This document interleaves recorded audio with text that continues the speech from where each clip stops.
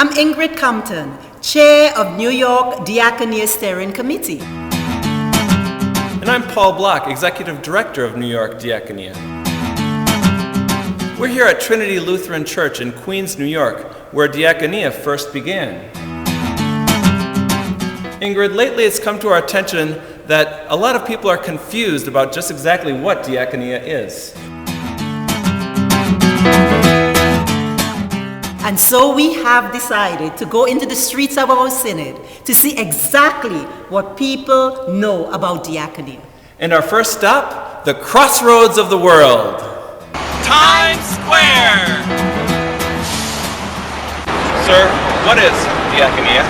What is what? Ma'am, what is Diakonia? I don't know. What is it? It's a band. It's a band, right? Right? It's a delicious sandwich that I get in Brooklyn. I don't know. With a little gravy on the side. Diakonia. I had that done a few years ago. Actually, it still hurts. And lots of mozzarella. Diakonia, well, you see, I'm a bio major, so we have a lot of experience with Diakonia. It's this minute bacteria that was in the bases of Antarctica. Ingrid, we've been asking people all day what Diakonia is, and nobody in Times Square seems to know. I guess there's just not a lot of Lutherans in Times Square. Where are we going? So what should we do? I know just the place. We need to go see a Lutheran pastor. Where are we going to find a Lutheran pastor at this hour of the day? The bars aren't even open yet. Follow me. Thank you for agreeing to meet with us, Pastor Huge Ego. We've come to talk to you about the Diakonia program. Diakonia? I don't ever want to hear that word again. The laity are, running amok, learning things on their own. That's why they're called sheep, because they rely on the services of a shepherd, me.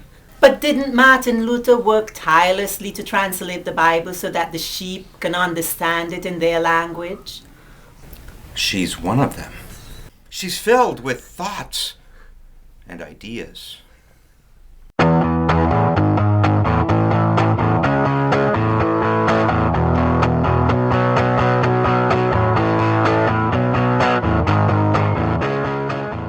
That Diakonia was not just to become a deacon.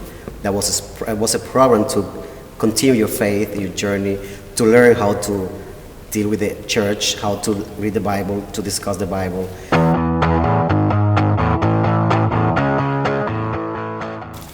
It gives you a broader horizon of scripture and issues of ministry, and I like the fact that Diakonia allows each one to develop at his own academic and personal level. It was a yearning to learn more about the church.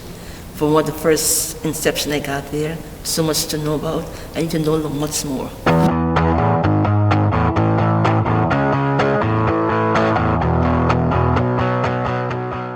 Well, I enjoy it because I am a people person and I love to meet new people and I love to see our Lutheran church come together. Through the community of students, I learned to make some commitment myself. But it's great to have that mix and realize that even though we're all Lutherans, we are such a diverse group of people, and that's a really wonderful thing.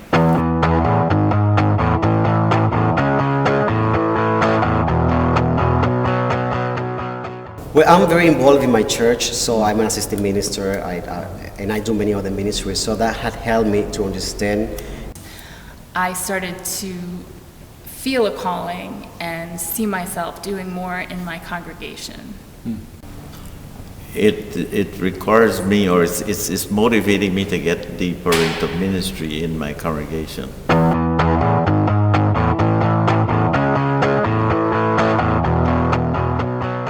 I felt as though I wanted to deepen my faith and learn more about things that I probably learned, some of which, in confirmation class. Open up my spirituality to the Lutheran faith. The one word I would use for Diakonia is Jesus Christ, the way, the truth, and the life.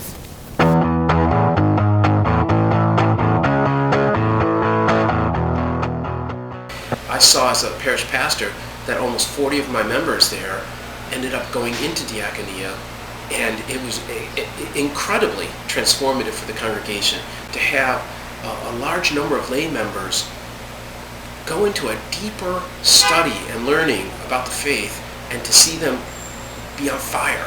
And Diakonia was one way for all of these members who went through it, through Dobbs Ferry, to find their place in the congregation or through the congregation to other ministries. And so for me, I was incredibly blessed to have a group of people who, love Jesus, love the church, and found wonderful ways to serve as we did it cooperatively.